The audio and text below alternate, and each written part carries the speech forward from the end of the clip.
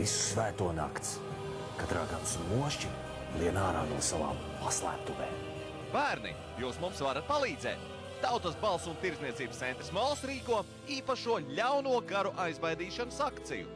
Izveidojiet, izšujiet, uzgleznojiet savu mošķi, vampīru vai raganu un atsūtiet mums savus darbus vai bildes.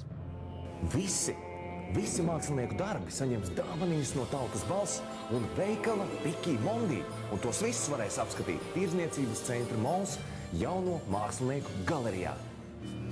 Aizbaidīsim mošķus kopā! Skatītāji, aizbaidīsim mošķus kopā, un tagad mazie sarosās pie televizora ekrāniem, jo tiešām tā nakts tuvojas, kad atdzīvojas visas ragans lien ārā no savām paslēptuvēm, un mēs esam gatavi rādīt jau pirmos iesūtītos darbiņus. Jā, un pirmie, ko mēs gribam parādīt, ir ne tikai nevis uzzīmēt, bet gan izveidots lēlīts, tā ir raganiņa un raganis. Jā. Un šos mums ir atveduši Lūdzes novada bērnu un jauniešu centra leļu darbnīca bērni. Jā, ļoti skaistas raganiņas. Jā, tik tiešām bērni sarosties un droši. Rekur jums ir labs piemērs, nu ko tad var arī droši uzzīmēt, ja? Un rekur mums ir dažādi zīmējumi, to visu ir jāsūta mums uz Elijas ielas 17 Rīgā, LV 1050, vai arī tirdzniecības centrā Mols, jāatstāja informācijas centrā. Jā, lūk, ko ir atsūtījis Ervīns, viņš raksta, manu mošķi sauc Jons, viņam patīk krāsot seju un krāsām, seju ar krāsām, atvainojos, un ēst krāsu.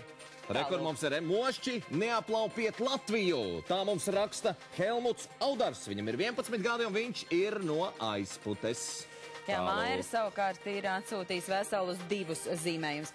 Tātad uzzīmējiet, izšujiet, izveidojiet, izdariet, nu vienalga kādā tehnikā. Un pats galvenais bērni, jūs visi saņemsiet īpašas dāvaniņas no veikala Piki Mondi. Un tos visus darbiņus varēs apskatīt jau no 19. oktobra jauno mākslinieku galerijā tirdzniecības centrā Mols. Un arī internetā adresē www.mols.lv. Jā. Bet ir ļoti svarīgs cipars, manuprāt, jāzina, un tas ir 60 stundas un 15 minūtes bez miega un bez atpūtas.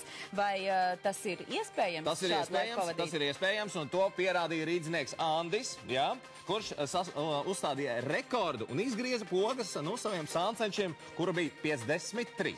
Jā, mēs viņu izaicinājām, un viņš noturējās 60 stundas un 15 minūtes bez miega pie dzeltenā Seat Ibiza un saņēma balvā. Jā, ar ko pēc tam viņš devās māju. Jā, paskatīsimies, kā nu viņam gāja.